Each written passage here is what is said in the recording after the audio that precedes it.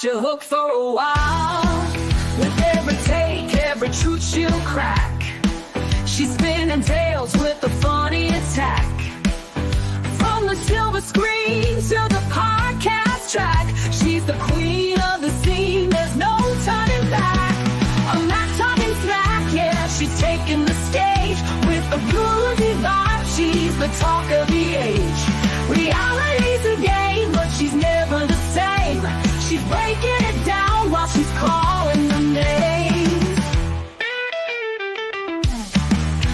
From the crazy twists on the latest show to the deep dive doc that you gotta know, Mack's got the lowdown, she's bringing the heat. With a smile and a wink, she's keeping it sweet. She's got the rhythm, got the jokes on track. With a heart full of fire and a mind that won't slack. In every line, every fact, every laugh she packs.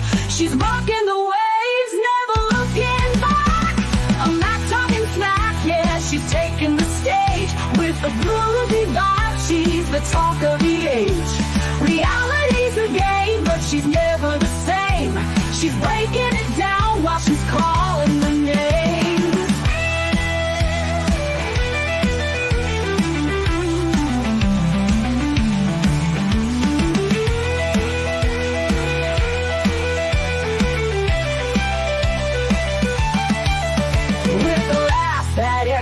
And a story to tell. She's the voice you need when the lights start to swell. From the highs to the lows, she's ringing the bell.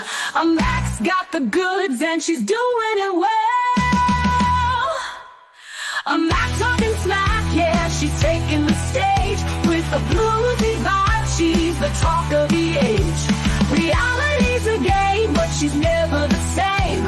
She's breaking it down while she's calling the names. She's a Mac talking smack, the queen of the show. With a heart full of fire, she's ready to go. From the screen to your ears, she's stealing the show. Mac's got the smack and she's letting it flow.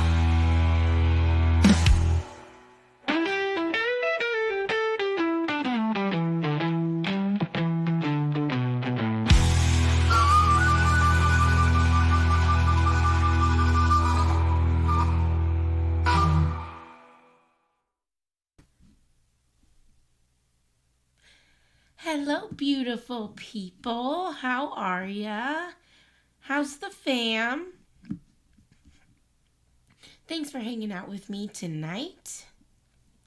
I have I know crime is never lighthearted, but this is a crime story that doesn't involve murder. Nobody technically gets physically hurt.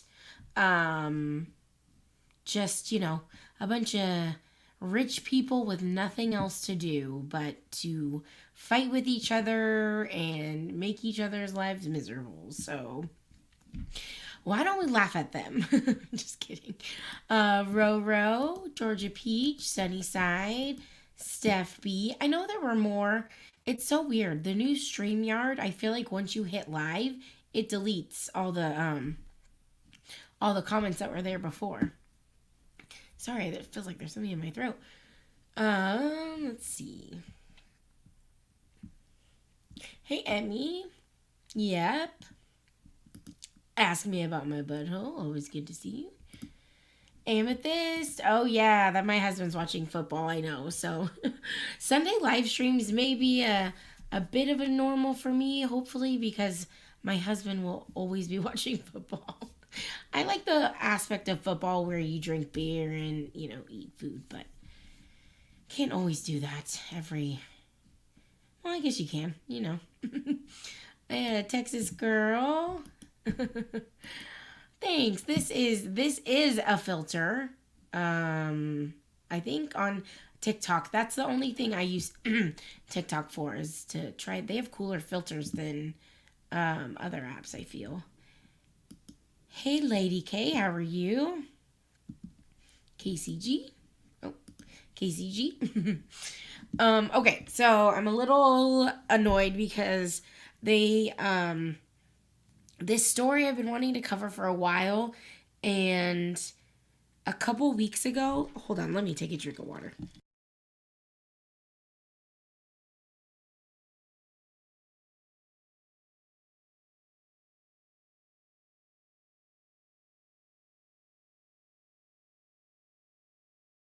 Okay, so this story I've been wanting to cover for a while. Hold on, sorry guys.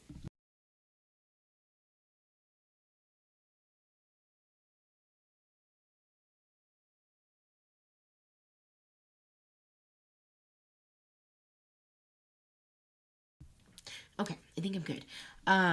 But then, life gets in the way and everything. So the other day I noticed that the pictures were gone because what this is based off is this New York Times article. Not New York Times. I think LA Times. Yeah, the LA Times. And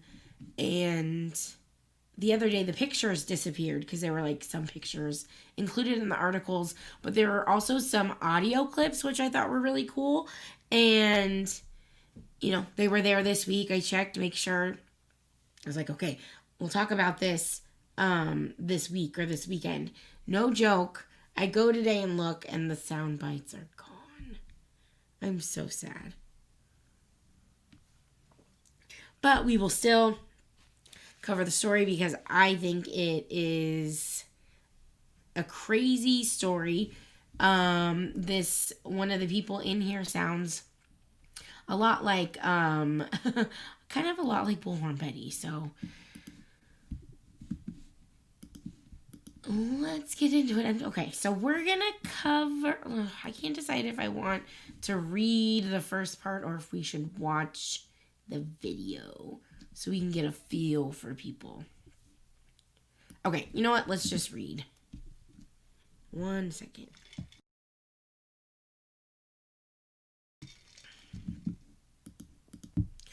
All right, so this. Thank you, Lindsay.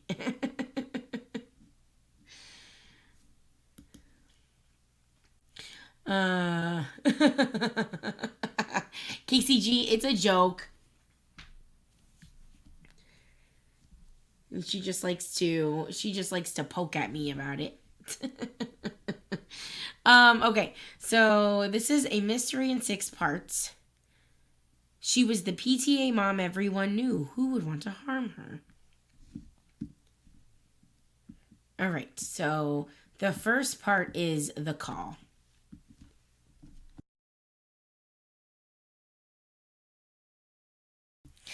All right, so the cop wanted her keys. Kelly Peters handed them over. She told herself she had nothing to fear. All that he'd find inside her PT Cruiser, PT Cruisers are a crime in themselves, which beach sand, dog hair, and maybe one of her daughter's toys. They were outside Plaza Vista School in Irvine, where she had watched her daughter go from kindergarten to 5th grade, where at any minute now, the girl would be getting out of class to look for her. Parents had entrusted their own kids to Peters for years, and she was the school's PTA president and the heart of its after-school program. Yes, hose on acid. Thank you. Now she watched as her ruin seemed to unfold before her. Watched as the cop emerged from her car holding a Ziploc bag of marijuana. 17 grams worth.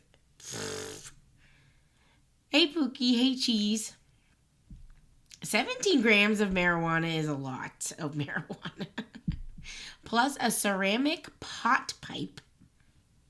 At first, my brain said a ceramic pot pie.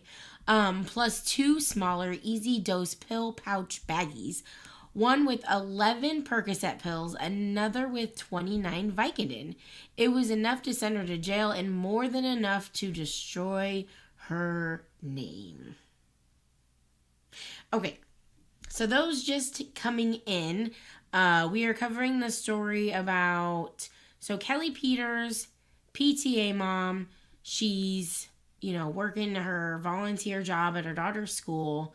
Cops ask for her keys. They find all these drugs in her car.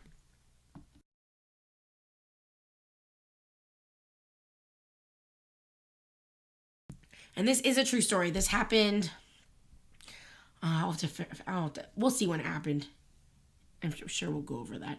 Because I also have a video that goes over this as well. But true story, guys. Her legs buckled and she was on her knees, shaking violently and sobbing and insisting the drugs were not hers. The cop, a 22-year veteran, had found drugs on many people in many settings. When caught, they always lied. And this showed a picture that's no longer there.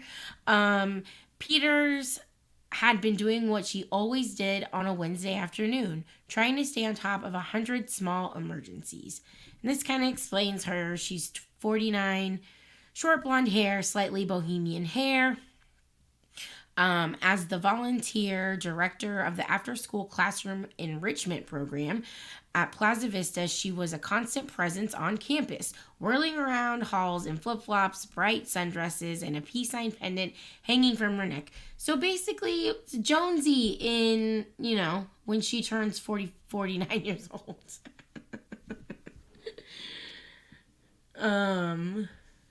She sounds cute.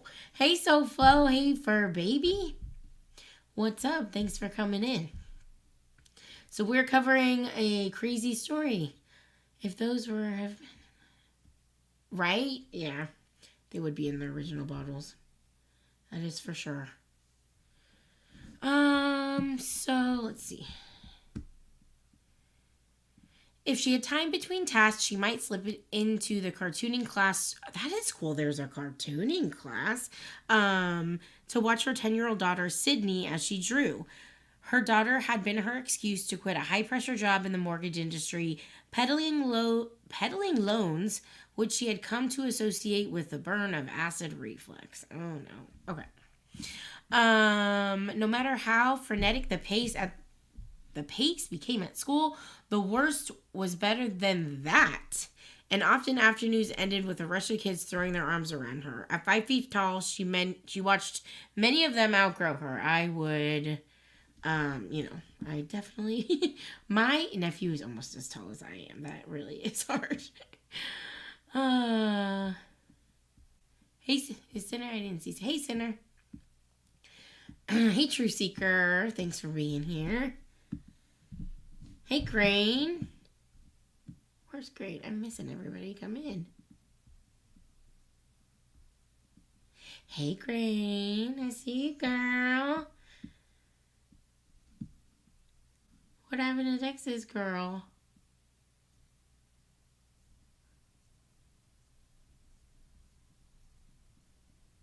Did something happen with the pie? Oh, okay. All right, so we won't go into her childhood and her marriage. So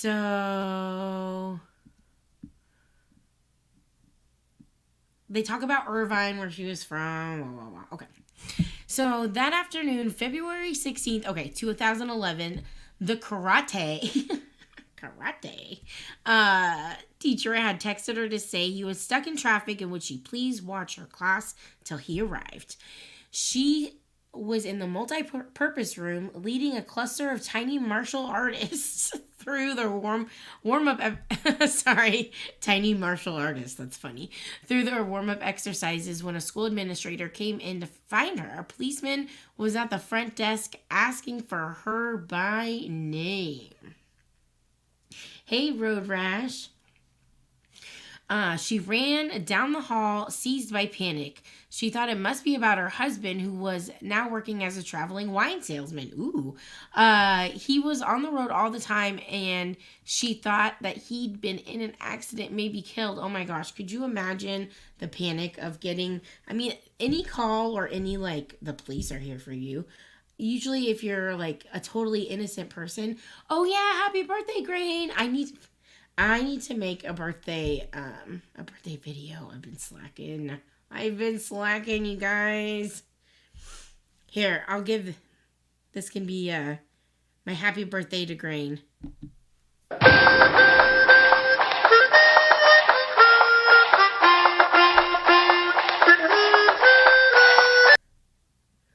Horses up.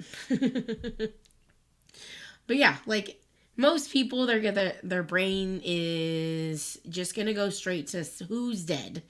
Sadly, I mean that's the world we live in. Oh, sorry, KCG. Was that super loud? I should have said earbud warning. I'm sorry. I will say earbud warning. No more sound effects. Okay. That was the horses with the horses with harmonica. Okay. So, Officer Charles Shaver tried to calm her down. He was not here about her husband. So she's probably like, okay, well then what the fuck? And there's another picture. On a normal shift, Shaver could expect to handle barking dog calls, noisy neighbor calls, shoplifters, car burglaries, maybe a car wreck or two. He was a sniper on the Irvine police SWAT team. Dang. Armed with cutting edge equipment that was the envy of our other departments and sorry guys. But had never needed to pull the trigger. Thank God. He was 40, a former NCIS investigator with the Marines. Dang.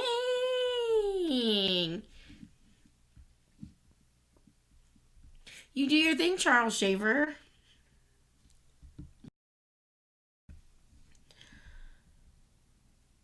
All right. He had been 7 hours into an unmemorable shift when at 1:15 p.m. a man called the police to report a dangerous driver in a school parking lot. I was calling because my daughter's a student at Plaza Vista Elementary School, said the caller, and I'm concerned one of the parent volunteers there may be under the influence or using drugs. Shit crackling. Let me know.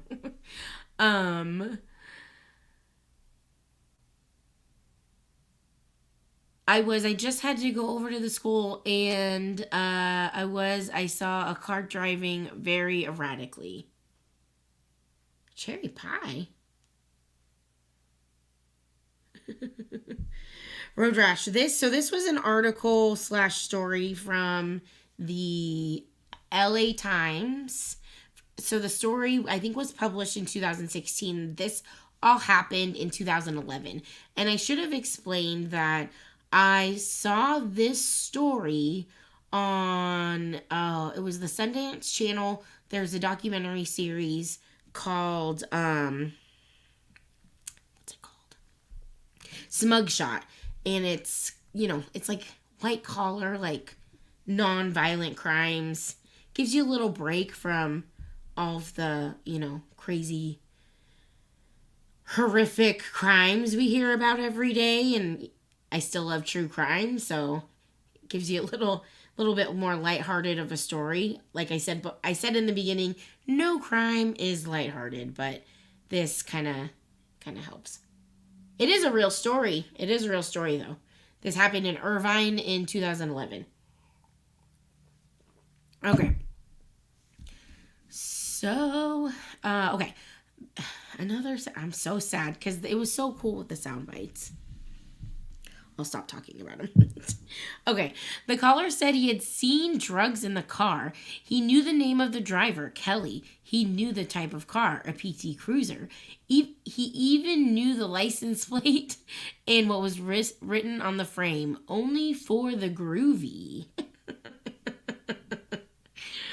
Oh, she sounds fun. People were drifting in and out of school with their kids watching as the policeman led Peters into the parking lot. His patrol car was blocking her PT Cruiser. Like I said, the only crime I've noticed so far is the PT Cruiser.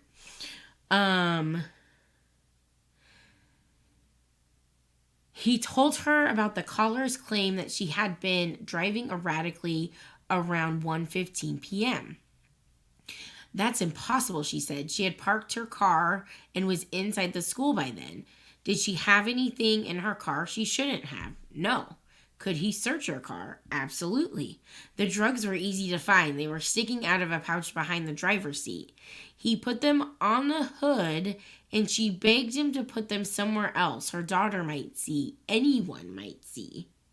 I know, not a PT. The Wayback Machine? I don't know how to work the Wayback Machine. Let's see. Is it just the Wayback Machine? And then what? Do I just put in the site?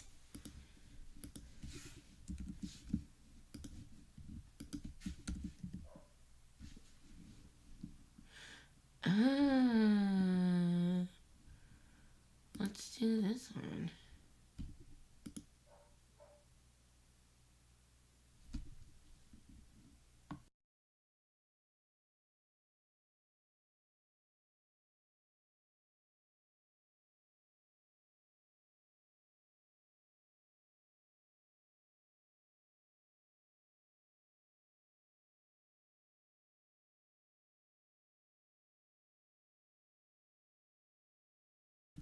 KCG, you are my hero. Okay, guys, we're gonna switch. You're gonna laugh because I had this really zoomed in. But hey, to each their own, right? Zoom. Zoom. Okay, maybe that's too much zoom. That might be too much zoom. I think we were right. The pictures are there too, so that's fun. KCG is the winner of the day. Okay. I wish I could take this shit off on the top. Is that possible? Ooh, there we go. Oh, can I get... Yay! Okay. My gosh, I'm so excited right now. I was so bummed. I was like... This is not going to be as cool. Okay. So where were we?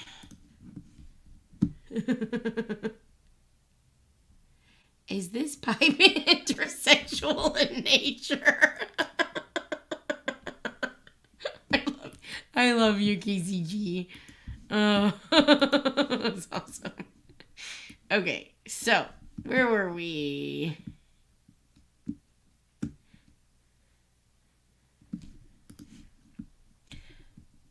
Alright.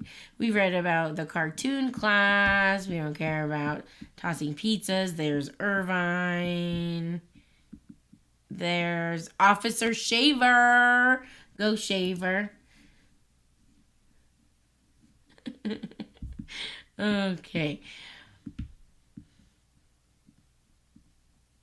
Oh no! What the fudge? Do I have to keep the Wayback Machine connected? It was working for a second. God.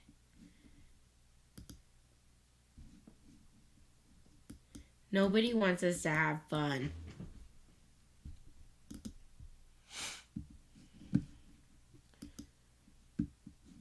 Oh, now this side can't be reached. Okay.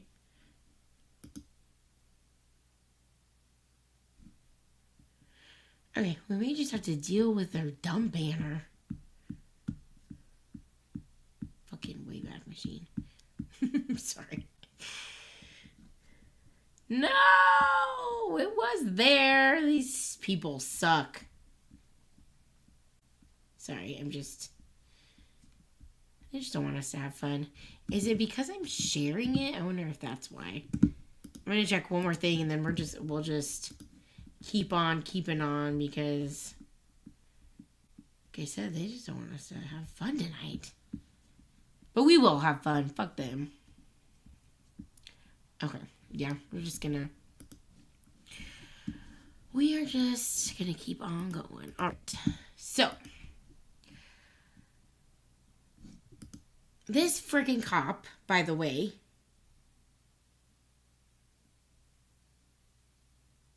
put them on the hood of the car in front of everybody, and I believe it was like pickup time, so shit like was popping. The parking lot was popping. Someone must have planted them, she said. Sometimes she left her car unlocked. Weird. Who leaves their car unlocked?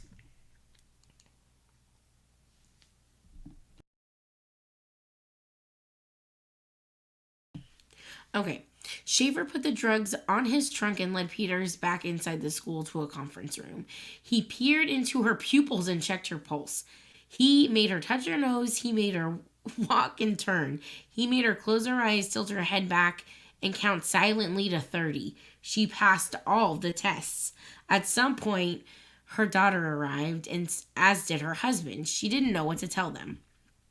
Shaver could have arrested Peters. Possessing pot on school grounds was a misdemeanor.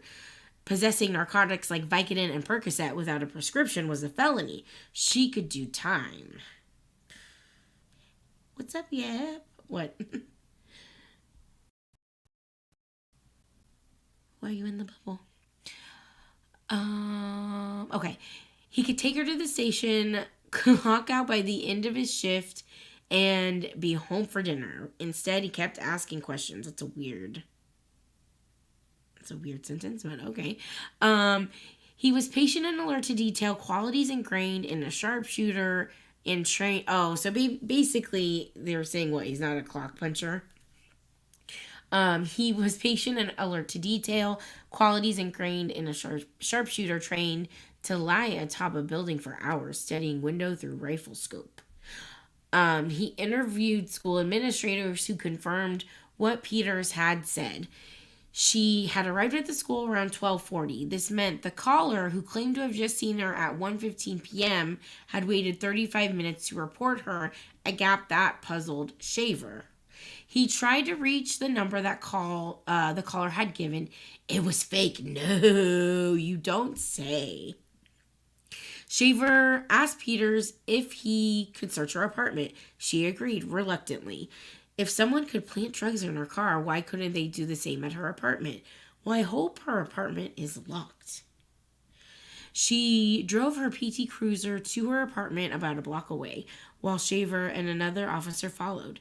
The apartment had a Jimi Hendrix print above the living room couch, and her daughters are hung on many of the walls.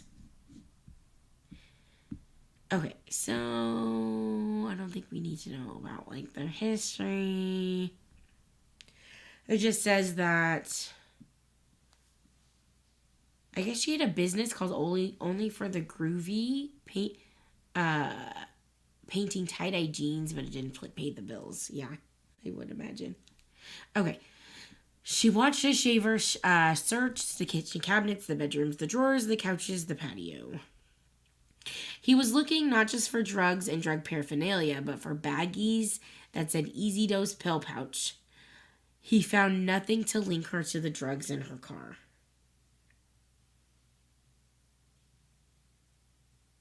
By now, the case had lost its open and shut feel. In Shaver's experience, no one left a bag of pot halfway out of a seat pouch. I know. As if begging for it to be discovered. People typically hid their drugs in the glove box or under the car seat. And for some reason, he didn't know why, pot smokers typically didn't typically keep their pipes inside the stash bag itself. Well, yeah, because then it gets all, like, weed's usually sticky. So then, it gets, I feel like it would just get all over the pipe. And then you don't want that on your fingers. I know, Emmy. It's fucking crazy. Peters was convinced she would be spending the night in jail, but after he had finished searching the apartment, Shaver told her that he was not going to take her in. The forensics team would be coming with the long Q-tips to take cheek swabs from her and her daughter, to take their prints, and to scour the cruiser, for evidence. If her DNA turned up on the drugs, she could still be charged. The next morning, Shaver sat in the police chief's conference room, surrounded by department brass and detectives, walking them through a case that had quickly seized the interest of the command staff. It seemed a much stranger scenario than a suburban mom with a pot and pill habit. He asked Kelly Peters, if the drugs aren't yours, how did they get in your car? I have an enemy, she said. Dun, dun, dun. All right. So that was part 1. So this is part 2, the power couple. The lawyers lived in a big house with a 3-car garage and a Mediterranean clay tile roof. Ooh, pretty. On a block of flawless lawns and facades of repeating peach. Huh. Basically, they had an HOA. I bet you. The couple had 3 young children, a cat named Emerald, and a closet full of board games. On their nightstand were photos of their wedding in Sonoma wine country. So Kent and Jill Easter, which Easter is the craziest name. So Irvine, right? I feel like Irvine is very like cookie cutter, how like the housing developments where all the houses like there's like 3 houses, like 3 styles, and it's just like you have one of 3 style houses. Okay. Kent and Jill Easter were in their 30s and wore their elite educations on their license plates. Stanford and UCLA Law School for him. Both of them? Berkeley Law for her. Experts in corporate and security laws, they had met at a Palo Alto law firm. Irvine is the definition of HOA. Well, at least we'll get some houses. Yeah, see that. There were like 2 neighborhoods in the town that I live that looked like this. She had quit her practice to become a stay-at-home law firm.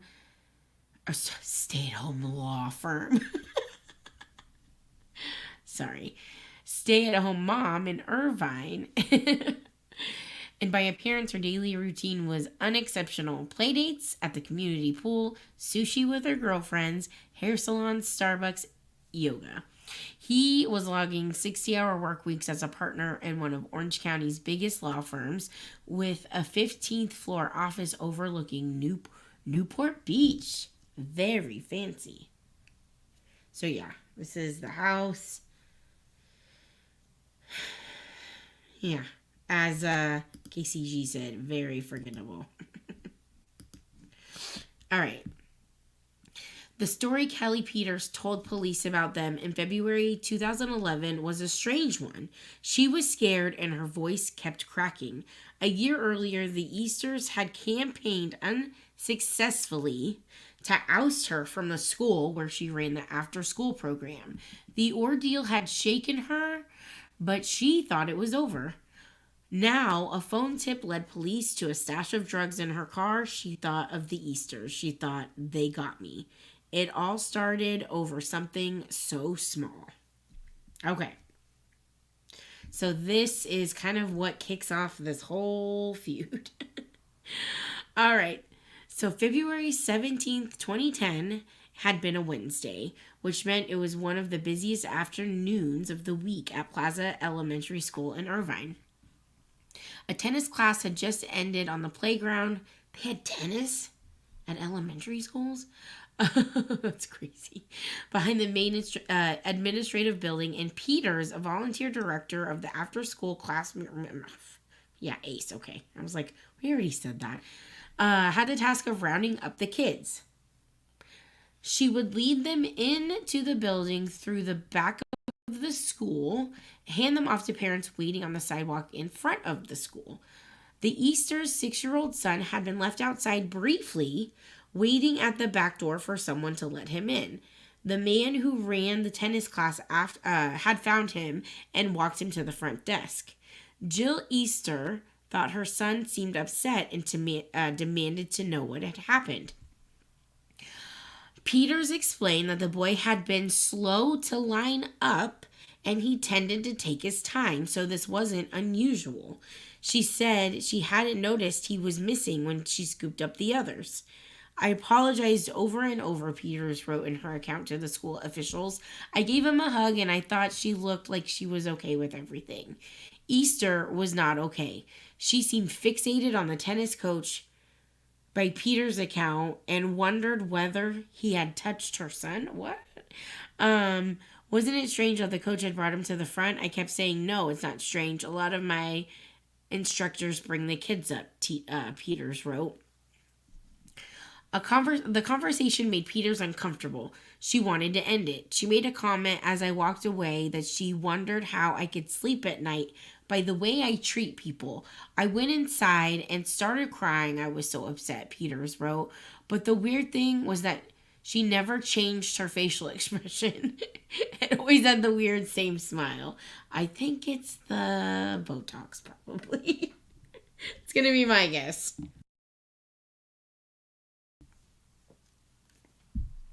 Okay. The day after the confrontation, Jill Easter complained that her son had been crying hysterically after being locked out of the school building for 19 minutes. KCG, so the like volunteer at the school I think is 49, and the parent of the kid that is upset is in her 30s, it said. Okay, Jill Easter complained that her son had been crying hysterically after being locked out of the school building for 19 minutes. She wanted Peters gone. She told me that she blames my son because he is slow and he often gets left behind because it's hard to wait for him, Jill Easter wrote to school officials. For the record, my son is very intelligent, mature, and athletic and has successfully participated in many ACE classes. He is receiving good grades and has earned many awards this year. He is not mentally or physically slow by any standard. So she didn't call him slow. She basically was saying he was like lollygagging. Like, you know, he doesn't line up in a timely manner is what she should have said. The district ACE director, in her own reports on the incident, wrote that she'd interviewed the coach as well as the Easters and concluded that nothing happened to the boy who had been left outside for closer to 5 to 8 minutes, not 19. Oh, gosh. Jeez, that's silly. All right. So, what then could account for Jill Easter's ire? Fuck, I've never seen that word. It seemed to boil down to a single word misheard as an insult. The director wrote that Easter thought Peters had called her son intellectually slow, not pokey slow. Yeah, like a slow poke.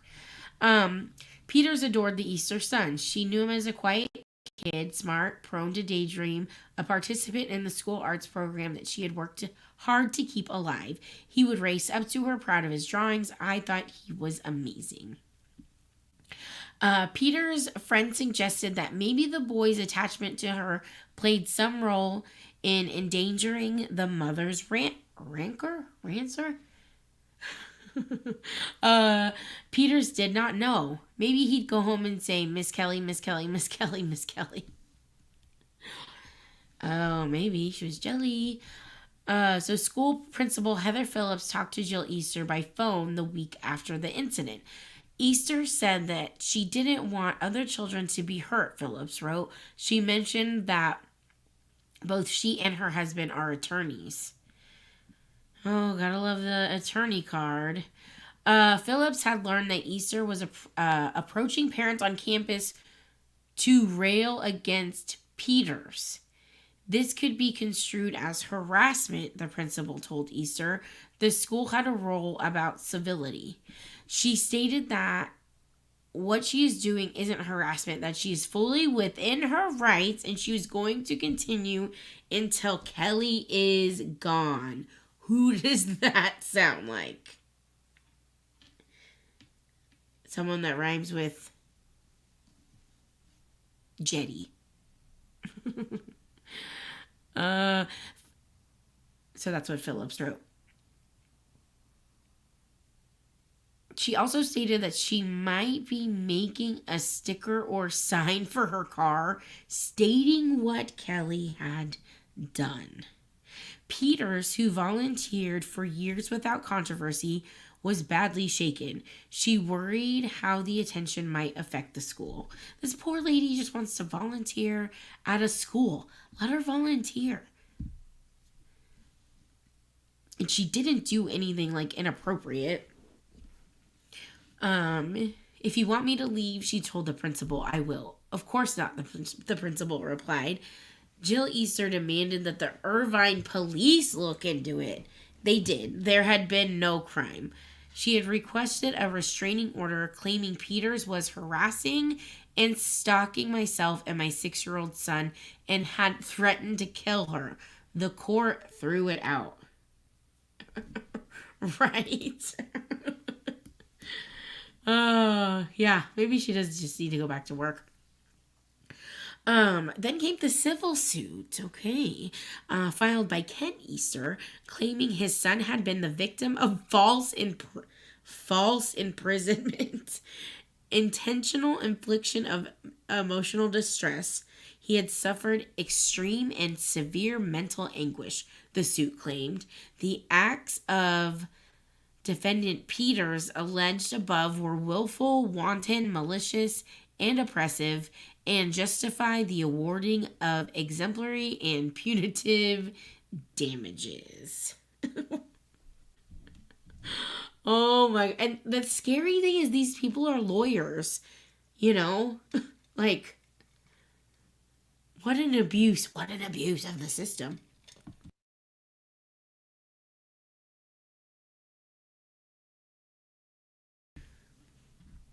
Okay. Let's see. All right. So the Easters dropped the suit. As a result of their complaints, the school required a head count before the children were released from the after-school program, and the Easters got a refund on their ACE tuition. Otherwise, the power couple lost. The school stood by its longtime volunteer, and in early 2011, she was elected president of the P.T.A. Go Kelly. Go Kelly.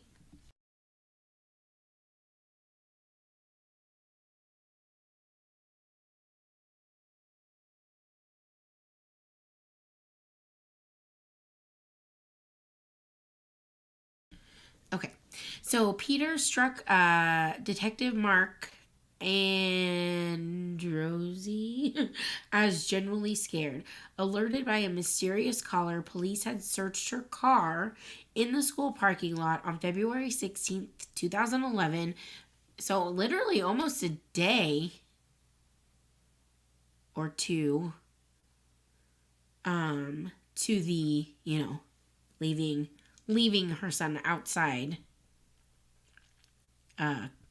situation, and found a stash of marijuana, a ceramic pipe, and painkillers in baggies labeled as easy dose pill pouch.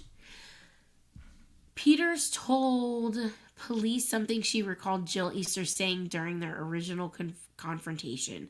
I will get you. I'll cut you. The drugs had appeared nearly a year to the day, since that incident. And the third Wednesday of February, Peters did not think the timing was coincidental. She could not be positive the Easters were behind the drugs in her car. She told police there was another possibility. A 43-year-old dad who had lived across the street from the school and had the reputation for bizarre behavior. Police knew him well. Interesting. They had responded to complaints about him wandering into campus without permission, ranting at school staff, heckling the cross guard. Why you gotta heckle the cross guard? I feel like the cross guard at every school is like the nicest person. Like everybody loves the cross guard. Videotaping the crosswalk as kids moved through it. What a creeper. At least once he showed up in a Batman costume, masked and cape to pick up his son. Okay, I mean, whatever. Sometimes your son wants Batman to pick him up from school. Who am I to kill a kid's dream? As long as he had a son there. Like, that's... If he didn't have a kid there, then there'd be a problem. He made parents nervous. Peters felt sorry for him. But now she recalled how he'd wanted her P.T.A. job, weird, and how he'd even asked her for copies of the bylaws. Maybe he had studied them and he knew that drug possession would disqualify her from the position. Oh, so maybe he was trying to get her job.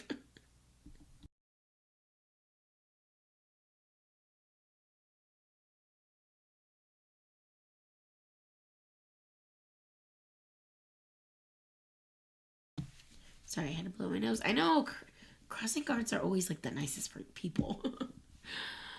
Okay. Cops have an informal face for such people who do not quite meet the requirements of a 5150, the code for an involuntary psychiatric hold. They are 5149 and a half. Shut up. Vexing but hard to do anything about it. Like, that's sounds, that doesn't sound real. That sounds like a train station at Harry Potter. I know, Cheese. I'm glad you're home. Sending healing prayers to Cheese. After the Irvine Police Department, at the Irvine Police Department, some cops thought it has to be him. He seemed like a likelier culprit than the two lawyers that they had never heard of.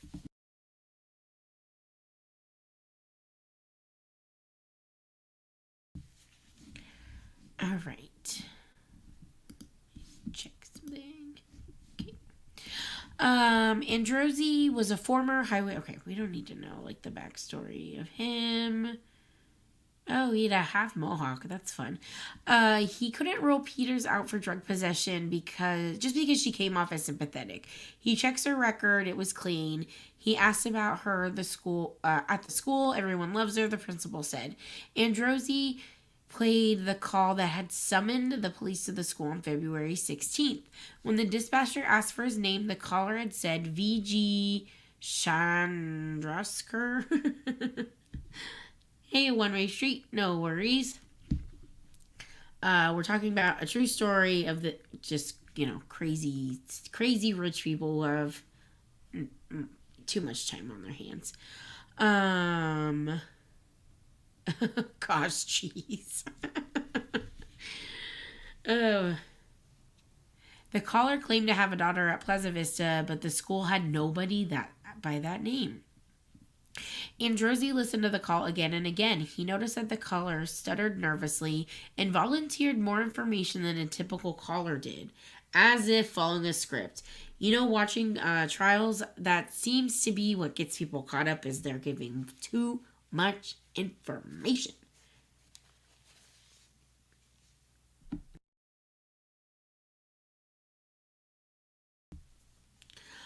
All right. Androzy noticed too that while the caller started speaking in standard American English, he inexplicably acquired an Indian accent midway through the conversation. A faint, half-hearted one, as if suddenly decided the name he'd given required it. Some of Androzy's colleagues believed it was Peter's P.T.A. rival trying to disguise his voice. They traced the call. It had been placed from a wall-mounted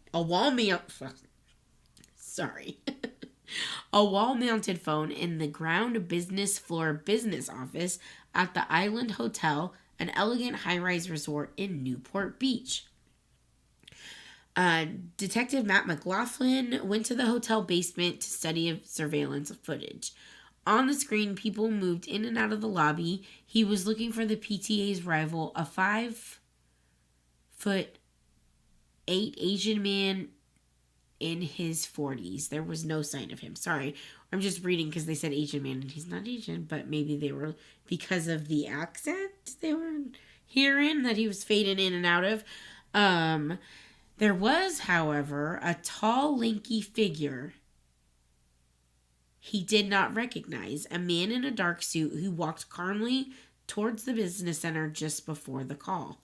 It looks like Kent Easter, the school principal said when shown the footage. Lord, Kent Easter, what have you done?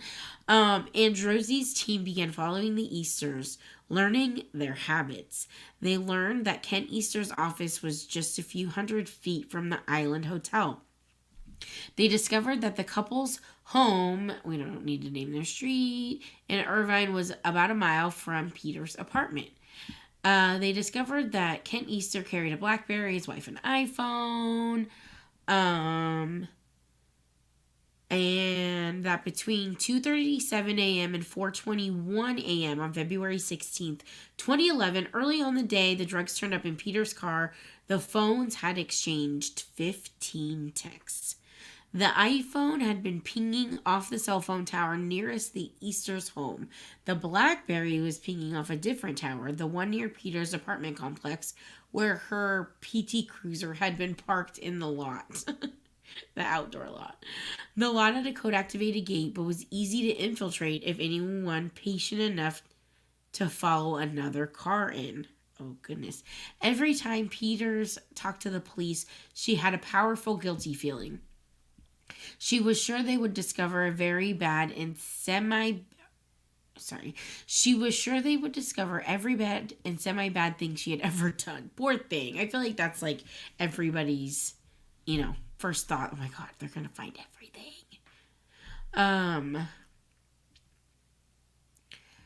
Okay. Like how she'd become frustrated with Irvine's interminable stoplights and did not adhere religiously to the posted speeds. Oh my gosh. Bless her heart. She's like, they're going to know I sped. They're going to know I ran stoplights. Like how once she had hurled her company-issued smartphone out her window on the day she quit the mortgage business in disgust. She was sure they'd stumbled onto something. Okay. Peters found a therapist. She described how police discovered the drugs in her car and how she insisted over and over that they weren't hers. How police had not arrested her but still might any day. The therapist looked incredulous and said, "How did you get out of that? Nobody gets out of that." It occurred to Peters that her own therapist might not believe her. She wondered how many other people, even her friends, harbored doubts. She thought, would I believe me? Would I believe me? They had worked quietly for weeks, watching Easters, learning their habits, and now the detectives were prepared to move. Early in the morning of March 4th, 2011, a small army of Irvine police, nearly 24, gathered at the station to rehearse the plan. Thanks, jeez. They would serve search warrants simultaneously at Kent Easter's Newport Beach office and the couple's home. Androzzi and his team had debated on how to get Kent Easter to talk. They had to get him alone, away from his colleagues. They would be foolish to underestimate his intelligence.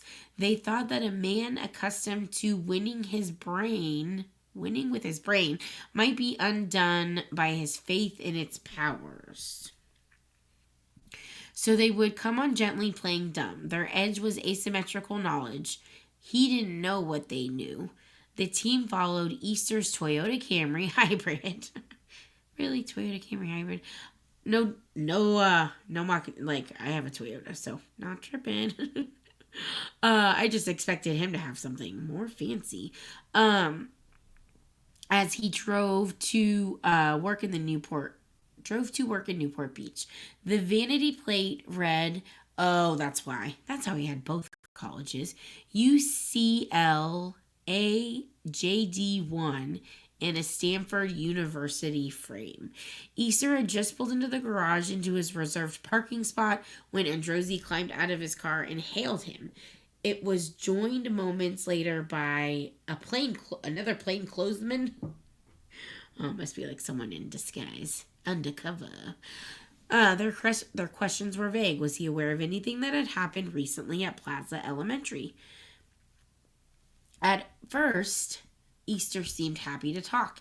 He had a problem last year. He said his son had been locked out of the school and a volunteer had berated him for being slow. He and his wife filed complaints but then moved on. We didn't want to press the issue, Easter said. Bygones be bygones. They mentioned the name Kelly Peters. Easter said he had never met her and I didn't even know what she looked like. As the questions grew more pointed, Androzy watched Easter cross his arms. He no longer seemed happy to see the detectives. Most people aren't happy to see detectives, so I wouldn't take that personally, Androzy.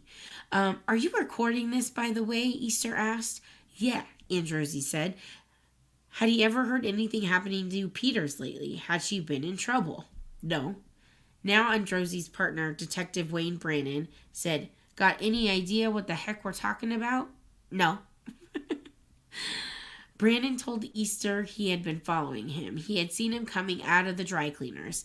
You gotta ask yourself, as an educated man, why the heck would I be following you around? Because that's all I do. I work in criminal investigations. And all I do is follow people around and learn their habits, Brandon said. You got to start asking yourself, why are we standing in front of you talking to you? I definitely am. They told him to think back about 2.5 weeks ago. Was there any reason he would have been out in the small hours of the morning? Now and then he ran out for diapers, Easter said, but odds were he was at home. Easter now looked very nervous. And when he was nervous, Easter now looked very nervous. And when he was nervous, he did what the caller had done. Okay, I was reading that right. He began to stutter. I want you to use that big brain of yours, mouth closed, listen. Ooh. I want you to use that big brain of yours, mouth closed, listen. I want a soundbite of Nunya saying that. Brandon told him. At some point during the conversation, you're going to have to make a big boy decision, and that's going to be on you.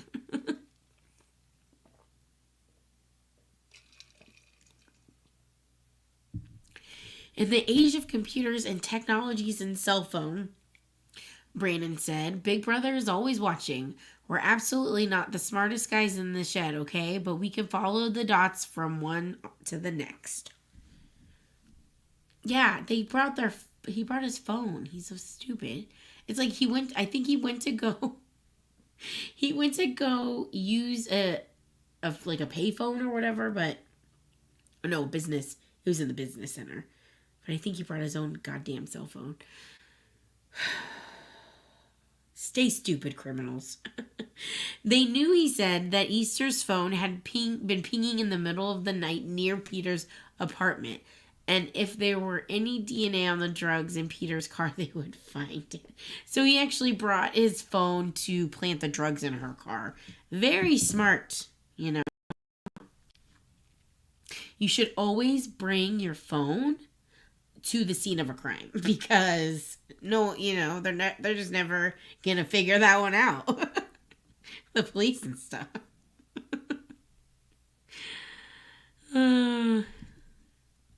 Brandon said, I would hope and pray for your sake that there is a big light going off, big bells going off. Knowing what I just told you, is there anything that you would like to add to your statement to me? Whether retracting or adding anything to your statement? I would like to get a lawyer. That's the big boy answer. He got it. He got the answer. The search warrant crackled as Androzy pulled it out of his back pocket. In the center console of Easter's car were some diet pills. They were in a miniature plastic bag. Oh, snap. The label said, guess what it said? Easy dose pill pouch. All right. I was hoping there was...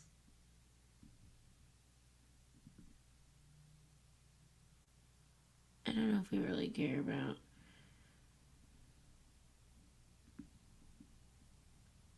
Okay, so they searched the Easter's house. Okay, we'll keep going. Jill Easter wasn't talking. She bounced a basketball in the driveway with her 3-year-old daughter as Irvine police moved methodically through her house, snapping photos and jotting notes. Inside, detectives found what seemed the well-appointed home of ordinary suburban parents. A garage cluttered with exercise equipment, rooms with kids' sports trophies, an airplane mobile, a canopy bed decorated with Disney princesses. Aw. In the master bedroom, they found a copy of Easter's self-published novel, Holding House, written under the pen name Ava Bjork. Okay, so Ava Bjork is her, what do they call it? Ghost name? Yeah, Steffi, the documentary, like, episode thing that I watched on this was, like, everyone's like, safe, safe, it's so safe, it's so safe. So it had her book just came out. She smiled glamorously from the back cover with styled blonde hair and arresting blue eyes. Like its author, the female protagonist was a Berkeley-educated lawyer who had found work at a Bay Area firm. She was a patient woman with formidable intelligence, the novel explained, alluring to men but unlucky in love. To cope with life's stresses, she mixed wine with Xanax. Okay. When wronged, the heroine burned for revenge and applied her patient, formidable intelligence to the task of exacting it. Okay. While Jill Easter waited unhappily for police to complete their search, a second team of Irvine cops had converged on a target a few miles away. This was her husband's 14th floor law office, in a building overlooking Fashion Island in Newport Beach. Pen name? Yeah, pen name. Yeah. That's probably what it is. Okay. So it was March 4th, 2011. Detectives were looking for evidence that the Easters had planted marijuana and painkillers in a neighbor's car. What? Okay.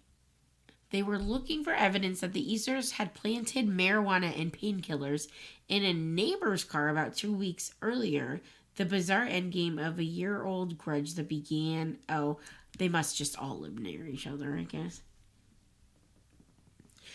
Okay. Police couldn't just go into Kent Easter's office and rifle through his files. They were full of confidential information about his clients. He's a lawyer. For the search, they relied on Paul Jensen, a personal injury lawyer who also served as an unpaid special master for the courts. He would take what looked relevant and leave the rest. Ooh, sneaky. There's a sneaky snake. That morning, when Jensen arrived at the Irvine Police Department for the operational briefing, he counted a throng of cops, maybe 15 or 20. I thought it seemed like overkill. They were ready for Pablo Escobar. Yikes. Kent Easter is a lawyer, he thought. He is not a mafioso. Gosh. But now, as he went through Easter's papers, Jensen was happy the police were in their force, standing guard at the door. Some of the law firm's employees were raising a clamor confronting the cops. Why are you here? What gives you the right? This is Newport Beach, not Irvine. Only after a cop threatened someone with arrest did things quiet down. Neither of the Easters were arrested that day. The evidence seized included the couple's smartphones. Detectives believe their contents might clinch the case. So the phones are the key. But the phones were soon locked up inside the chambers of Orange County judge, where they would languish as legal arguments raged. Of course. Throw a motion. The Easters firm wanted his BlackBerry back because it held sensitive client information. The Easters criminal defense attorney wanted evidence on both phones kept from police, citing attorney-client spousal privileges. It was complicated enough to bring a case against two attorneys, even more so when they're married to each other. Yeah, because I don't think you can testify against your spouse, right? At times the case approached the threshold of farce. A mashup of Benny Hill, David Lynch, and the Desperate Housewives. Shout out to the Housewives.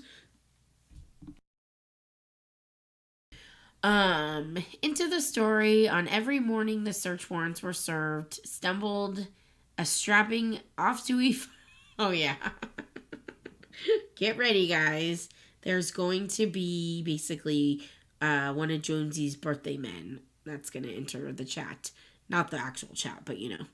Into the story, on the very morning of the search warrants, the very morning that the search warrants were served, stumbled a strapping off-duty firefighter, Jill Easter's married paramour. Okay. Detectives were sitting in an unmarked car waiting to approach the Easter house when the firefighter came strolling up the block and spotted them. He took off holding a phone to his ear. Oh, but you can if you want. Okay. Jill Easter emerged from her house in a negligee, by detectives' accounts, and noticed the cops herself and hurried back inside.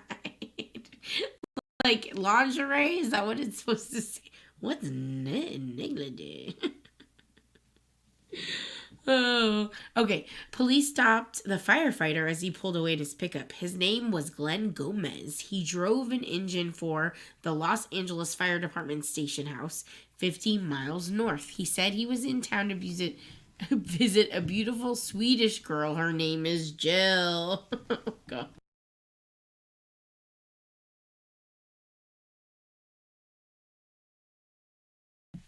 It's getting juicy.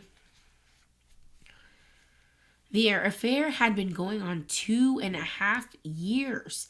They arranged trysts, swapped explicit photos, and traded exuberantly pornographic texts. Oh, snap. The court records show she called him her sex ninja, Poppy, Mr. and Mr. Delicious. He called her his sex goddess, baby girl, and Mrs. Delicious. Okay. Gomez's phone records showed he hadn't been near the scene of the drug planting, but detectives hoped to enlist his help. They were tight-lipped about the details, but told them he was in the middle of something very serious and something that could both hurt both his family and his career. They kept saying, "She'll ruin you." He kept saying, "I love her." Would he wear a wire? Police asked. On March 23rd, nearly 3 weeks after the warrants were served, he agreed. He wanted to show he had nothing to hide, and he seemed to have a second motive: curiosity. KCG. Oh, that's a good one. I like it. Okay. On March 23rd. This is true life. Jeez, this really happened. We'll watch a news clip after this. Okay. So on March 23rd, nearly 3 weeks after the warrants were served, he agreed. Oh yeah, okay, we read that. He met her in a park down the block from her house. She brought her two youngest children. She told him their male friend was at the park, was the park ranger. She told him to go play. There was a playground with a sandbox, swing, slide, and a seesaw. Investigators listened in. Gomez, who had been given a loose script, told her cops had been asking him questions. He wanted to know what it was all about. She was in some kind of trouble, she said, but she wouldn't give him the details. "I can't really afford to have this type of investigation because my husband could lose his job," she said. "I'm going to tell them the truth. I mean, it's not a crime to have a beautiful girlfriend," Gomez said. He said he thought they should keep their distance for a while. "As much as I care for you and I love you, it's probably not a smart thing for us to be talking right now because of what's going on and stuff." He pressed her. "I just hope you are who I think you are," he said, "and I'm pretty sure you are. I'm 99.999% positive, but when I have a detective calling me, it makes me wonder a little bit. That's all." Easter accused him of abandoning her. I thought that if I ever had some trouble in my life or sadness that I would have someone to stand beside me, and I don't. She said, this is a hard lesson to learn. She continued to scold him. I don't even know what I need, she said. I need someone like you see in the movies to come in and help. Oh my God, get over yourself. Me too, KCG. I know. This is a crazy story. He persisted. Why are the cops asking him questions? Do you think I know? She replied. Oh, sorry. Do you think I know? She replied. I'm waiting for someone to help me. I'm losing everything here. I don't know. Well, if you haven't done anything wrong, you should be fine. Her tone was getting angrier and angrier. I'm not going to be fine. Do you understand me? Don't just put your head in the sand. This is the moment. This is when I needed someone and you turned your back on me, and I will not survive this. Soon after the conversation in the park, the firefighter told police they broke up and she went crazy. She showed up at his Long Beach home and told his wife about the affair, brandishing emails and photos. Good night, KCG. Thanks for being here. I've heard touch my sweat. Okay. Soon after the firefighter told she showed up at his Long Beach home and told his wife about the affair. Okay, I read that. She detailed the affair in a letter to the dance studio where his wife worked. Gomez told police it was cleverly written in the third person, according to a police report, it was as if a close friend of Jill's who was writing it. Oh, Lord. Irvine Police Detective Mark Androzzi called Peters in late March 2011, more than a month after the drugs were discovered in her car outside Plaza Elementary School, where she'd volunteered for years.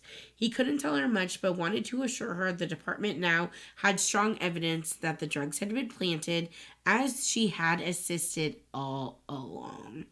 You don't say, Mr. Androzzi. He didn't reveal what the crime lab had reported. Jill Easter's DNA was on the pot pipe and the Vicodin pills, but not on the Percocet. But Kent's was on all three. So, okay.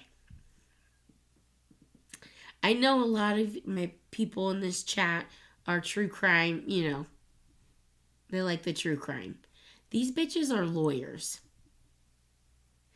He brought his phone to the scene and didn't wear gloves while handling the stuff he was planting. This is why there's problems with our legal system. People like this are lawyers. People like this are lawyers. God. Okay. Police insisted that Peters keep quiet even about the little she did know. Anything she said could derail the investigation. If word got back to the Easters, they might find a way to stop it cold. Now and then, police told her, you have no idea how much we want to get them. Months went by, and they were nowhere close to making arrests. Jill Easter had hired Paul Meyer, an Orange County defense lawyer, so formidable that judges turned to him when they were in trouble. Okay.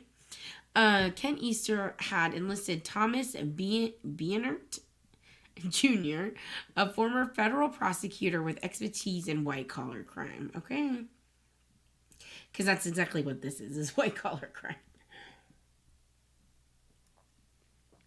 Detectives knew that just around the time of the drug planting, Ken Easter's BlackBerry had been pinging off a tower near the crime scene, and that it had exchanged 15 texts with his wife's iPhone during those pre-dawn hours. So far, defense arguments had thwarted police from examining whatever incriminating messages the phones might contain. Sitting in a windowless office, Jensen, the volunteer special master, Volunteer Special Master, that's a name, combed through 20,000 emails on the BlackBerry, weeding out the thousands that seemed to fall under attorney-client and attorney work product privilege. So getting all those out that, they shouldn't see so that they can actually comb those emails. What he was not qualified to do, he told the judge, was to screen the phones for spousal privilege. And with this chore still undone in late October 2011, more than 8 months after the crime, he insisted he was done with the case. He had a practice to run. Never in a million years, I never in a million years thought it would be like this, Jensen said later. I put in a Herculean amount of work. That is quite a term.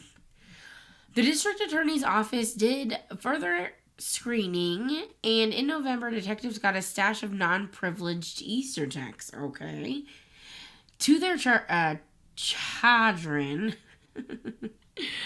The most anticipated. Oh, so they basically got the 15 pre-dawn texts. They had been erased before the phones were seized. At the Irvine Police Department, frustration was climbing. The prosecutor, deputy district attorney, Linda Fernandez, seemed stuck in a holding pattern as the court weighed whether to release more evidence. A year passed. The police investigation, including the embarrassing search of his office, had not harmed Kent Easter's career. Well, if they knew he committed a crime while bringing his phone and not wearing gloves, that might hurt his career. His firm named him an equity partner, cutting him into the share of the profits. Chagrin. Okay, thank you, KCG. Hercules. For Kelly Peters, it was a time of self-consciousness and dread. In the morning, she searched her car carefully for drugs. Poor thing. Just thinking people are just going to keep putting drugs in her car. At Plaza Vista Elementary, where she still had a desk in the front office, people were always bringing her cakes and telling her she was in their prayers. Now and then, she saw Jill Easter arrive, looking rushed to pick up her son. Peters felt a chill and look away. Okay. Then they talk about her daughter and how it affected her, which I feel bad, but I don't really want to get into that. Okay, so this is kind of scary. When Peters came home, she hurried to her door, afraid someone might be hiding in the hallway. Her husband would return from work to find her crying. That's really sad. Peters slept fitfully, haunted by dreams in which Easter was slashing her throat. Holy shit. In her waking hours, she found her hands pulling her scarf protectively around her neck. She discovered a bald spot on her scalp. She got off Facebook. She snapped when people forgot to lock the doors. Oh, poor thing. Okay. Her famously safe master plan city now seemed alive with hidden menace. As she walked among Irvine's tiny houses, she became fixated on how vulnerable they all seemed, with windows to climb through and sliding glass doors to break into. It made her grateful to live in an apartment with poor things just having anxiety. What's happening? No.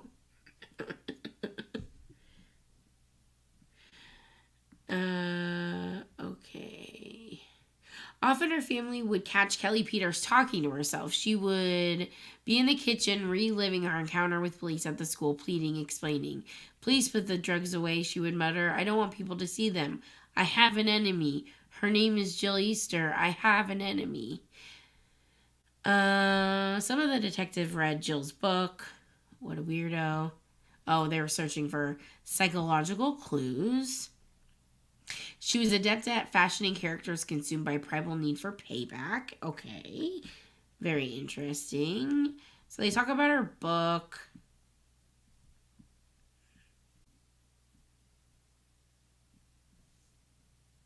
That was weird. I heard a noise. Okay. So, we'll skip the book. So, the prosecutor, do we need to know about the prosecutor? Because I could care less. Okay. Let's see if there's anything interesting.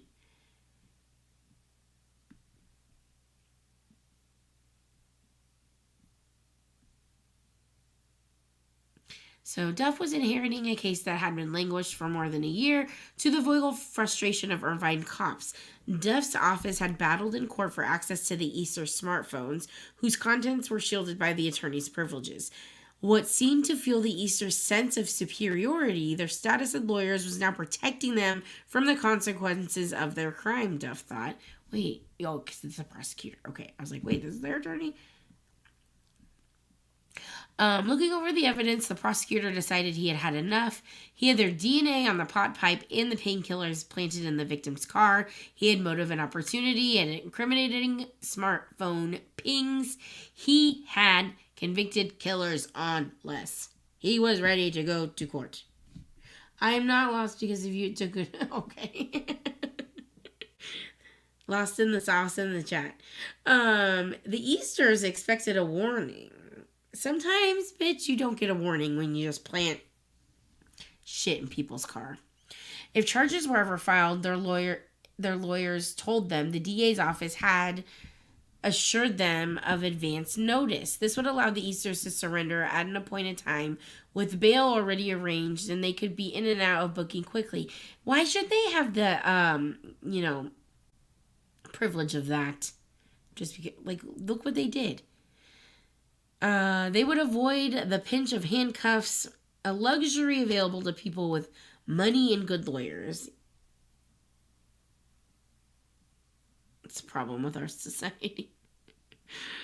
Like a criminal's a criminal's a criminal's a criminal. Except for murder, that's like another level. But Irvine police showed little inclination to minimize the Easter's discomfort, and Duff he was unaware of any surrender agreement. In 2012, police moved secretly under his direction. They obtained arrest warrants, careful not to record them in the public court computers. Okay,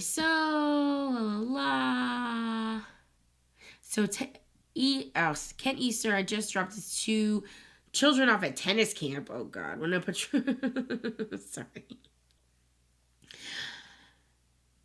When the patrol car pulled him over near a busy intersection in Irvine, he was heading to work to his Newport Beach office tower with his master of the universe view on the. They really like to tell us about this 14th floor view. He was in a suit, an equity partner, a high-dollar litigator. He had a deposition that day, boxes of legal papers in his trunk. Police had called a tow truck for his Toyota Camry, cuffed him, and drove him to the county jail in Santa Ana. He was standing in the intake courtyard when he saw his wife, who had been arrested at their house, arrive in a squad car. Love that for her. The Easters were being charged with conspiring to plant drugs in Peter's car, the twisted culmination of a year-long vendetta against the school volunteer.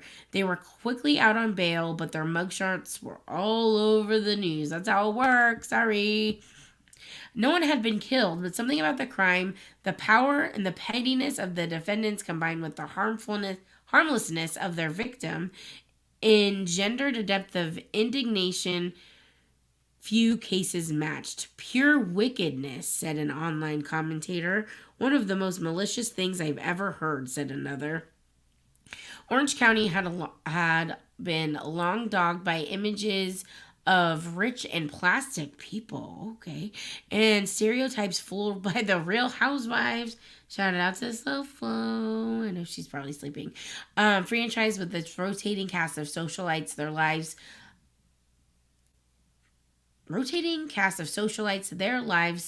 a whirl of feuds, shopping trips, personal trainers, lovers, and plastic surgeons. This attorney is disbarred from the practice of lawyers.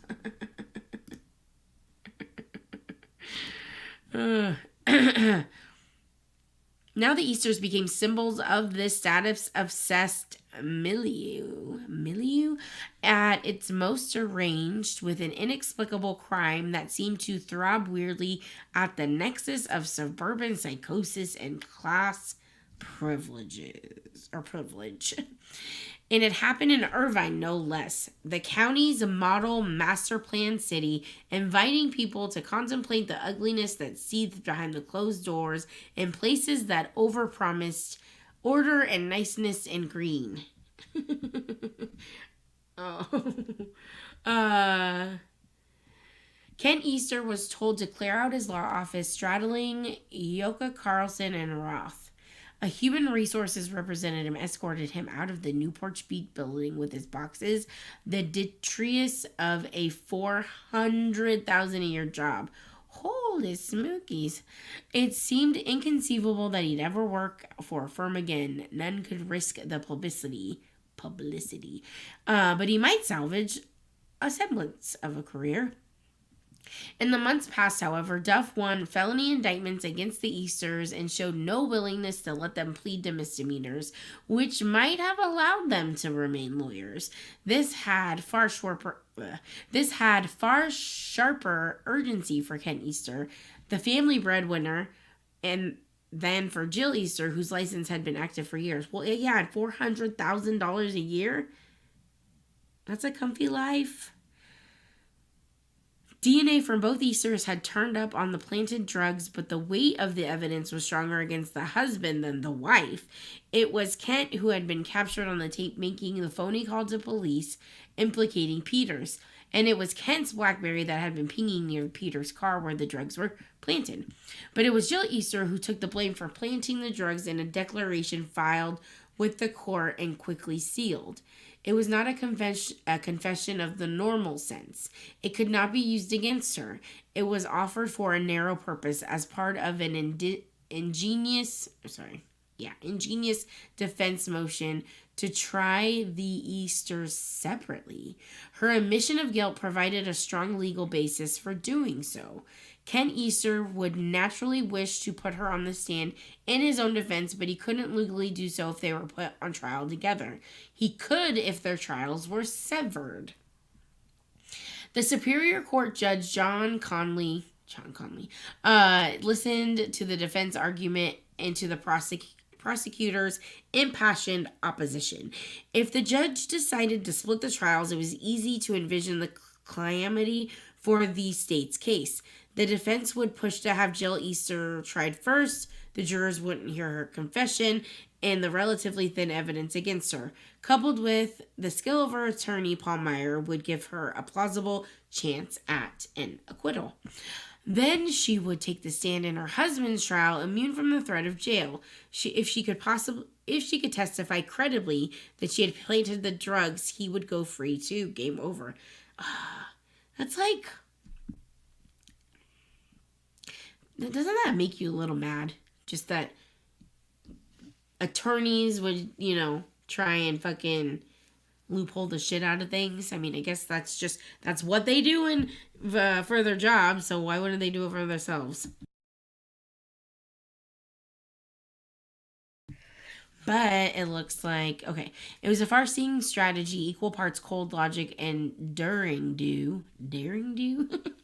But it had a flaw. First, the judge had to find Easter's confession believable. He seemed to have doubts, and he said, "No, bitch, motion denied." The Easters would have to stand trial together. By fall 2013, Duff was making final preparations for trial, papering his home and office with yellow Post-it notes. I can relate. I have Post-it notes everywhere on my desk, on which he would scribble ideas at all hours. Then his telephone rang. It was Meyer. Jill Easter would agree to plead guilty to a felony count of false imprisonment by fraud or deceit. This would spare her the humiliation of sitting through a trial and would allow her to testify for the husband on whom she still depended financially. The sentence, to begin after his trial, was 120 days in county jail. She would serve less than half, plus 100 hours at Costa Mesa Soup Kitchen. She was promptly disbarred, her Bolt Hall law degree, now useless. The Central Justice Center in Santa Ana was a sad wreck of. Okay, we don't care about what it looked like. I really don't care about his defense team. Okay, from the witness stand, Kelly Peters faced jurors and recounted her experience, shaking with tears. She described being detained by the police when they found drugs in her car at Plaza Vista School. When Bienert questioned Officer Charles Shaver about that day, the defense attorney sought to minimize her ordeal. She wasn't handcuffed, was she? No. Earbud warning, guys. She wasn't handcuffed, was she? No, I don't think so. Did that show up in my other ear? It's rude. Okay. Put in the squad car. Booked. No. Nothing. Duff counterattacked. To demonstrate how Peters had pleaded with Shaver not to arrest her, the prosecutor threw himself to his knees in front of the jury box? What? Oh, okay. Just to, demonstrate. I was like, that's a weird thing to do. She fell to her knees crying, begging you, please, please, please, correct? Shaver said yes. Having failed to fend off arrest, job loss, indictment after trial, Ken Easter had one gambit left. The successful litigator who had blazed through Stanford in 3 years would present himself as an emasculated patsy. Oh my God. His wife had berated him, deceived him, bludgeoned him with guilt. Oh my God. Kent lost his balls.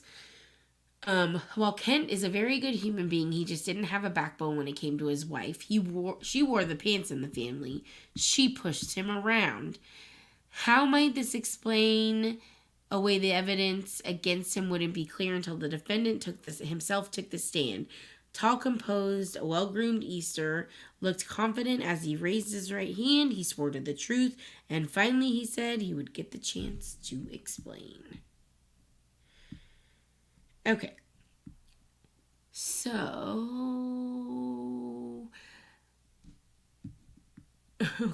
I guess it was my wife, Ken Easter told jurors. She had become obsessed with destroying the P.T.A. mom, he said.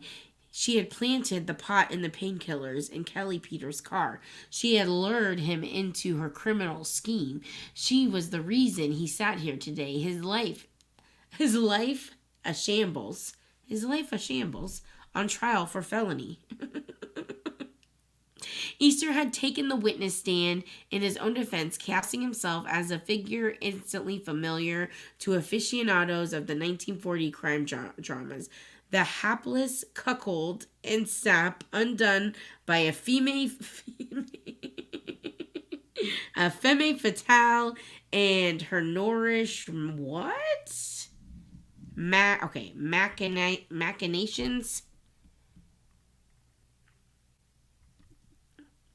I don't know. Anywho, it was a pitiable tale. But he was a hard man to warm up to. He had an air of bloodless detachment that came across as arrogance. Interesting. He had been a busy man, he explained, logging 200 billable hours a month for his big Newport Beach law firm, trying to appease his hectoring spouse who was never satisfied. Oh, hey, Limey, thanks for joining and rewinding. Yeah, this shit's crazy. He knew that his wife Jill, who had been unfaithful to him on and off for years. I felt my job was to be a husband, to stay married, Easter testified. Nobody in our family had ever gotten divorced. As a glimpse into the toxic power dynamic of the marriage, as a window into his wife's obsessiveness, Easter's team presented Defense Exhibit L. It was an email she sent to him in March 2010, he said, erupting his workday. This subject line, need to get serious. The theme, how to crush the lowly school volunteer who, she insisted, had deliberately locked their 6-year-old son out of his elementary school a month before. The email was a litany of demands. She wanted Kelly Peters' background checked. She wanted her arrested. She wanted her slapped with a restraining order. She wanted to sue Peters, the school district, the school board, and the school, the Public Schools Foundation. She wanted action by tomorrow. Who does this fucking sound like? The email bold in capitals. I'm pissed. No court exhibit. It was there. There were 68 exclamation points for anyone who cared to count. Oh, gosh, sorry. As her obsessions with Peters intensified, he tried to be the reasonable one, the moderating force. He had not known of her scheme to frame Peters, he insisted. In telling the story, Ken Easter had to explain away a big problem. It was his BlackBerry that had been pinging near Peter's PT Cruiser in the pre-dawn hours when the drugs were planted in a pouch behind the driver's seat. His wife's iPhone had been pinging their Irvine home a mile away. Ken Easter was ready with an explanation. We swapped phones. I know, Steph. I have to get, I'm almost to my watch hours. So, I'm also going to do Halloween trivia this week. I have it planned, so make sure you guys come. Make sure you guys come check it out. Okay, so they swapped phones. Bye, Cheese. I hope you have a good night. Glad you're home. He had been home sleeping fitfully, sore from a recent surgery. She had left her phone in the bathroom to charge and had taken his BlackBerry. He thought she was downstairs tending to their sick daughter. Unbeknownst to him, she had slipped out to plant the drugs. He was at work later, he said, when she called him to say she had seen Peters popping pills and driving like a mad woman at Plaza Vista Elementary in Irvine. She insisted that he call the police, and he reluctantly agreed, afraid that she would belittle him as a failure. Heck yeah, Roro, so it's going to be Halloween trivia. To disguise himself, he gave police the first name that popped into his head, which happened to be VJ Chandraskar, based on an Indian neighbor. Okay. He had then tried his untrained best to mimic the man's accent. It's ridiculous. It's incredibly uncomfortable to sit here and listen to something so ridiculous, Easter said after the call was played in court. I just feel stupid for having believed her and putting my entire career and children in jeopardy. To flesh out its portrayal of Jill Easter as an overbearing shrew with a talent for weaponizing guilt, the defense played a tape of her hangering. I don't know. Her former lover, a married Los Angeles City firefighter who had been wired up by police. She accused him of abandoning her as police zeroed in on her and her husband as suspects. Don't you just put your head in the sand. This is the moment. This is when I needed someone the most, and you turn your back on me. I will not survive this. It was a tone Ken Easter said he had heard before. Oh yeah, so the wiretap. That's the voice I hear when I saw the need to get serious email, he said. That's the voice that plays in my mind. I mean, that's when she's upset about something and she wants something.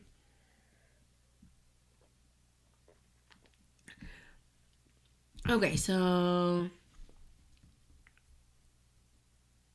Duff gets on the stand. Oh no. Sorry. Cross-examination. So prosecutors employed an aw shucks persona. Some excelled at as righteous indignation. Duff's specialized in biting sarcasm. That's fun. He had stage actor's gift for outside facial expression, so jurors could read a variety of incredulity on his face from across the room. Kind of reminds me of what's his face? Alan Jackson. The prosecutor stood in front of Kent Easter. He wanted to know why he remained married to Jill. If he had in fact been living with her, and in fact he had been living with her until about a month and a half earlier. How was this possible considering all the ways she betrayed him? Sir, this is the mother of my 3 children and my wife. Turning to the night of the drug planting, Dove asked why Jill Easter would leave him her iPhone, whose passcode he claimed to possess, considering how easily he might have seen her trove of salacious exchanges with her latest lover. Very true. I mean, she has 50 Shades of Grey on her cell phone, correct? Because remember how they had pornographic text messages? Let's see. Duff was close enough to Easter, who had remained composed under his own attorney's questioning, seemed increasingly nervous. Easter said it just didn't occur to him to look for her texts. I had no idea they were in there, so I wouldn't have known to go in there or not. You knew your wife already had one affair. You were concerned with that she was out having another affair. I think they're trying to say that he also didn't care that she was having an affair because they called him a cuck. Hello. And you had one piece of evidence in your hand that could show you right then and there, correct? Duff now mocked the story of the smartphone swap. If his wife had really been sneaking around Peter's apartment complex in possession of his BlackBerry, wouldn't she have worried about it going off unexpectedly? All of a sudden, Who Let the Dogs Out starts playing on your smartphone.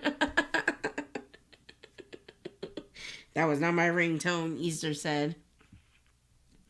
Everyone was waiting for Jill Easter to walk in the room. She represented Kent Easter's best chance at an acquittal, though Irvine Detective Mark Androzzi sat beside the prosecutor. The villain of her husband's narrative, she had already pled guilty for her part of the crime. If she went to the witness stand and took the blame for everything, if she backed up his story and managed to come off as semi-credible, jurors might have reasonable doubt. Right, Steph? Duff expected the defense to call her. He was looking forward to the cross. Instead, the defense rested. They don't think they need her, Duff thought. They think they've won. The defense's closing argument dwelled at the length of Kent Easter's cuckolding and that Jill Easter's supposed stratagems. It was a tale as superheated with intrigue and double crosses as a pulp fiction plot. Lust, concocted alibis, and frame-ups within frame-ups like a Russian nesting doll. Her husband was her meal ticket, the defense attorney said, but the firefighter had her heart. On the night she planted the drugs, the defense contended, she had found the time to disappear for a tryst, which she recalled to text her lover during the morning. Good morning, you glorious man. I am still swimming in romance. Yikes. The defense portrayed her as an imaginative schemer. She had written a novel about the perfect crime. If the plot to frame the P.T.A. mom unraveled, he said, Jill Easter had made sure her husband's DNA would be planted on the drugs. I don't think she's like this criminal mastermind. She fucking took a phone to the crime scene. How is she gonna plant? I don't think she can plant, fingerprints. Hello. Okay. Her calculation even extended to devising an alibi video featuring herself, her sick daughter, with the timestamp meant to show she was at home at the time of the crime. If somebody was going to go down for this, it had to be Kent, not her. He was expendable. The chart was 1 count false imprisonment by fraud or deceit. The jury could not reach a verdict. 11 wanted to convict. 1 woman felt sorry for Kent Easter. Oh my God.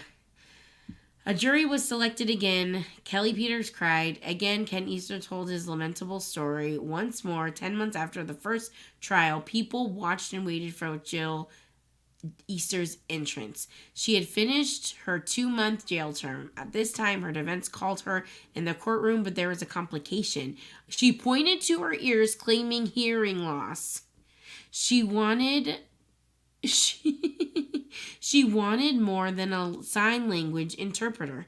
She wanted a screen onto which to read the lawyer's questions in real time. Now this bitch can't hear. Yikes.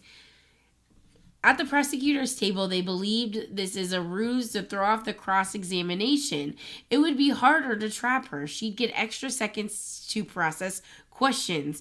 The judge said she would have to make do with an interpreter like everybody else. The defense huddled, reconsidering the wisdom of putting her on the stand, and sent her home.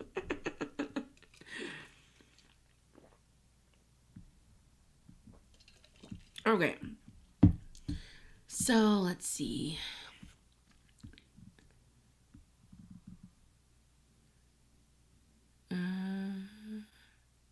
Just trying to skip the fluff, if you know what I mean.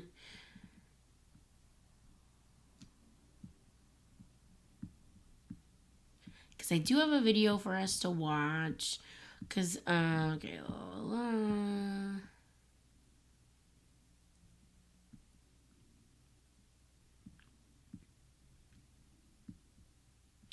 So...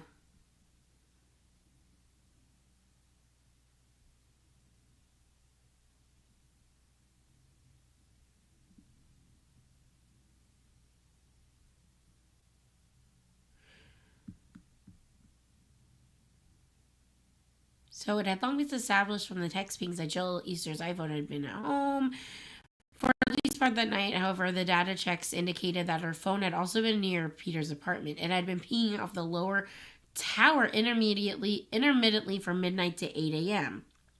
The Easters had executed the plot together while a babysitter watched the kids, the prosecutor argued. Okay. One had planted the drugs while the other acted as the lookout. As if the Easters swapped phones, the records put Ken Easter at the scene. Guess where her cell phone is, Duff said. By the victim's house. Oops. Before the verdict is read out. Let's see. This seemed to catch the defense flat-footed because he had already tried finishing his closing argument. It was too late for the defense attorney to try and convince the jurors that this was junk science. After the jury left the room, he railed against the prosecutor. He said he had been sandbagged. Yikes. Duff replied that the Easters team had the records for years. Either the defense attorney had not looked at the records, Duff said, or was hoping that I didn't look at the records. Okay, maybe we need to go back and read this. I tried to skip the fluff, but...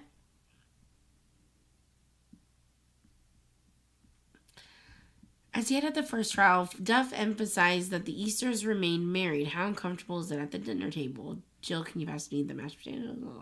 One of the most dramatic moments of the second trial came during Duff's final remarks to the jurors. He noted that the location of the cell phone is knowledgeable in 3 ways: when they ping against the nearest tower during calls, when texts are exchanged, and when automatic data checks monitor the device's health. Until now, data check records, although put into evidence, had been barely mentioned. Irvine detectives had missed their significance during their investigation, as Duff during the first trial. Preparing for this trial, however, Duff had pored over them and carefully discovered what he thought might destroy Ken Easter's alibi for good. For at least... Okay, so I guess, yeah. So Jill's phone was with them. Okay. So, jury only took 2 hours to decide. Guilty is judged. Good night, Limey. Thanks for being here. Okay, then came a surprise for the defense. The judge ordered Ken Easter to be taken into custody. Easter hadn't expected this. He made no arrangement for his 3 kids for his bills, all the kids. Okay. So... we're going to now watch, I think, a video. Let me just make sure there's nothing else. But yeah, that bitch pretended to be fucking deaf. Like, come on. Okay, yeah, so we're going to watch a video. Now, it's about 9 minutes. That kind of goes over this. You'll see the peoples. Steffi, are you leaving too? Oh, yeah, feed the fam. Okay. Have a good one. Thanks for being here. Love ya. Okay. Okay.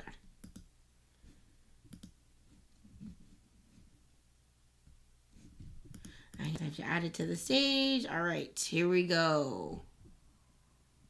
So this is parents busted for planting drugs in P.T.A. president's car. Also, something that the that story didn't mention, but was in the documentary I saw. They like made flyers to like campaign against Kelly to try and get her fired. So slow, like he was probably distracted or talking to somebody or I'm slow into your soul. Jill Easter's eyes a reflection Dang, Crime Watch. I like how you just like of the fury in her soul. A calculated campaign of character. Yeah, look, so she passed out flyers. Kelly Peters, dangerous, cannot be trusted. Assassination. Obviously, this is probably a a reenactment, but she went full Bullhorn Betty. Begins. Got that when fucking Kent has to say he sees her driving erratically, which makes the police search her car to find the driver. And I think that's an actor's name. I think that's an actor's name. Just like pills or something. Irvine. So, okay. Let me rewind. Okay, so, hey, Sunnyside. Think about, I don't know, when you're driving and you see somebody else like driving, I don't know if I could see pills in their car. Like that. Really? I mean, who leaves their drugs out there just like out in the open? Come find my drugs, everybody. They're right here. The people that are on this platform and are like fucking with each other, like imagine it actually being like somebody at your kids. These two are lawyers. They are lawyers and they brought their phones to the scene of the crime and were texting each other. So I think we read that, like, I don't know if we just read it, but cell phones ping like intermittently off towers, but especially when you're texting. I didn't go into this either really in the story, but I think this is in the episode of Smug Shot that I watched. But these people did something to Kelly every day for almost a year. Whether it be, trying to file lawsuits against her, trying to, get her fired. I think they even called the state of California to try and report her. They did something to her like almost every day. Most people, I guess, they just tell on themselves. So leave it to them. Yes, Kelly sued them. I think she won. Let's see. Let's actually see if there is any other. Oh yeah, right. So this is a 2-minute clip.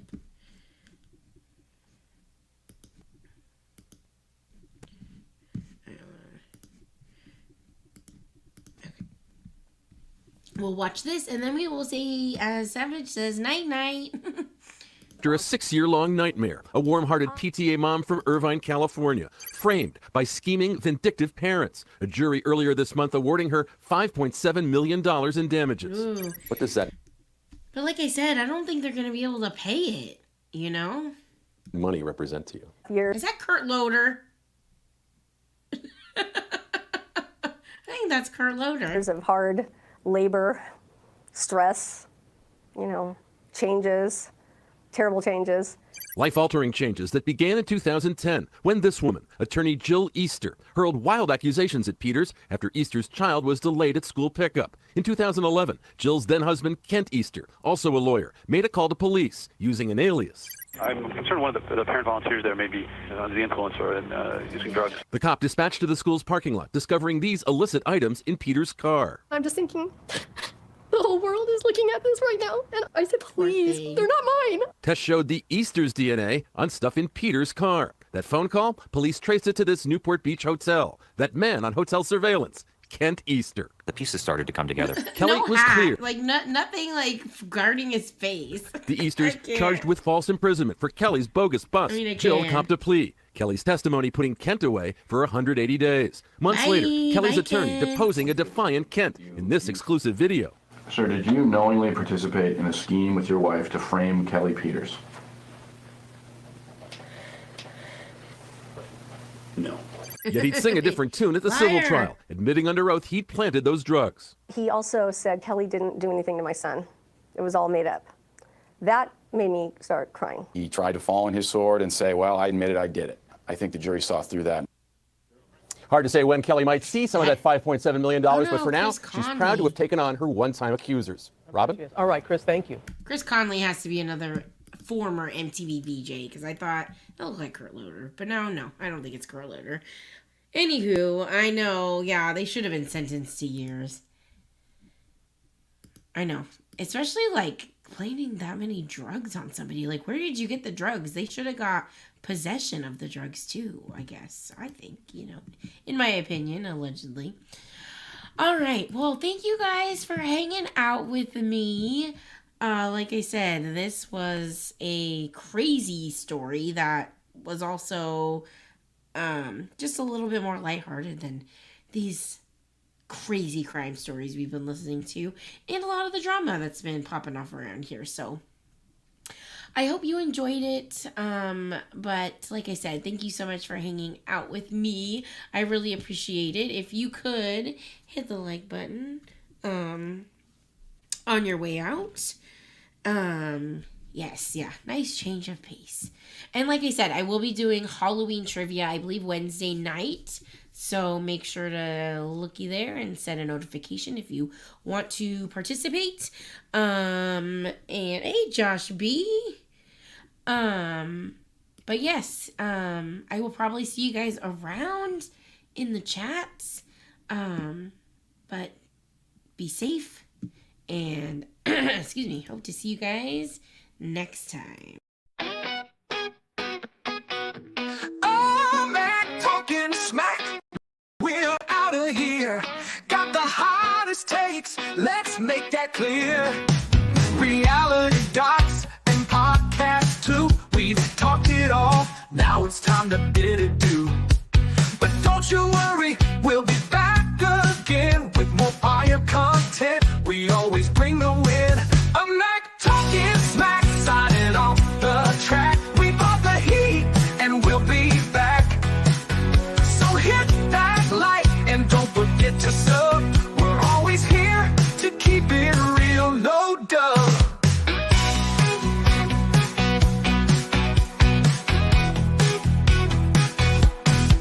We dissected, debated, and broken it down. Aymack's got the buzz all over town.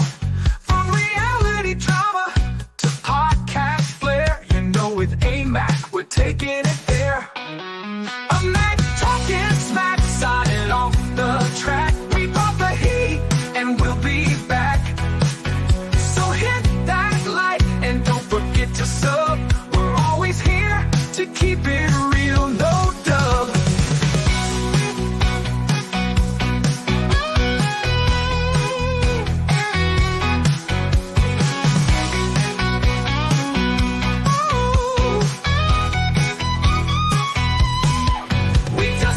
Debated and broken it down.